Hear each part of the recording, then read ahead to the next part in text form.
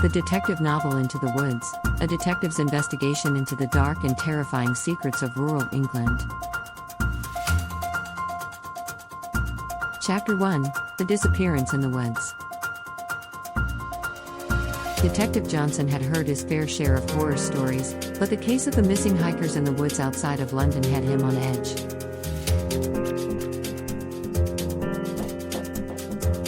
It started with a group of 4 hikers who ventured into the woods for a day trip, but never returned. After a week of searching, the police had found no trace of them, and their families were growing increasingly desperate. Johnson had been brought into the case to help with the investigation. He began by interviewing the families and friends of the missing hikers, but no one had seen or heard from them since they had set off into the woods. The police dogs had found no scent, and the search teams had covered every inch of the forest floor. Johnson was stumped, but he knew there had to be more to this case than a simple hiking accident. As he dug deeper, Johnson began to uncover strange stories about the woods. Locals whispered about ghosts, demons, and other unexplained phenomena. Johnson dismissed these tales at first, but the more he heard, the more he began to believe that there might be something truly sinister lurking in the woods.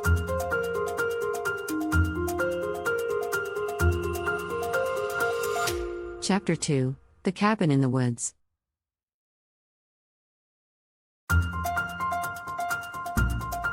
Johnson's investigation led him to a secluded cabin deep in the heart of the forest. The cabin had been abandoned for years, but there were signs that someone had been living there recently. Inside, Johnson found a journal filled with disturbing entries. The author of the journal described hearing strange noises in the woods at night and seeing shadowy figures lurking in the trees. They wrote of feeling like they were being watched and of waking up to find strange marks on their bodies. The final entry was dated just a few weeks before the hikers went missing, and it was clear that the author had become increasingly paranoid and afraid. Johnson knew that he was onto something, but he needed more evidence. He set up a stakeout near the cabin and waited for the sun to set. As the night wore on, he heard the same strange noises that the journal had described. Then, just before dawn, he saw a figure moving through the trees. He followed the figure, keeping his distance, until it disappeared into a cave deep in the forest.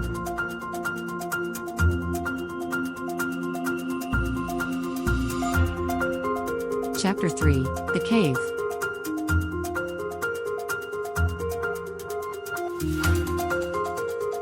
The next day, Johnson enlisted the help of a local guide and set out to explore the cave. As they descended deeper into the darkness, the air grew colder, and the walls began to close in. Johnson could feel his heart pounding in his chest as they came to a small chamber at the back of the cave. There, they found the missing hikers. They were alive, but barely. They were emaciated and dehydrated, and their eyes were haunted with fear. They told Johnson of being chased by shadowy figures through the woods, of being dragged into the cave, and of being kept prisoner there for weeks. Johnson knew that he had stumbled upon something truly evil. He called in backup and spent the next few days combing the woods for clues. They found evidence of a cult that had been operating in the area, and they eventually tracked down the cult's leader and put an end to their horrific practices.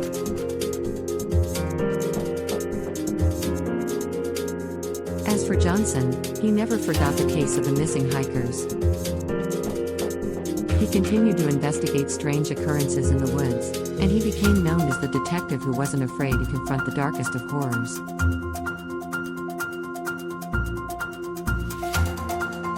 His reputation grew, and soon he was called upon to investigate the most bizarre and terrifying cases from all over England.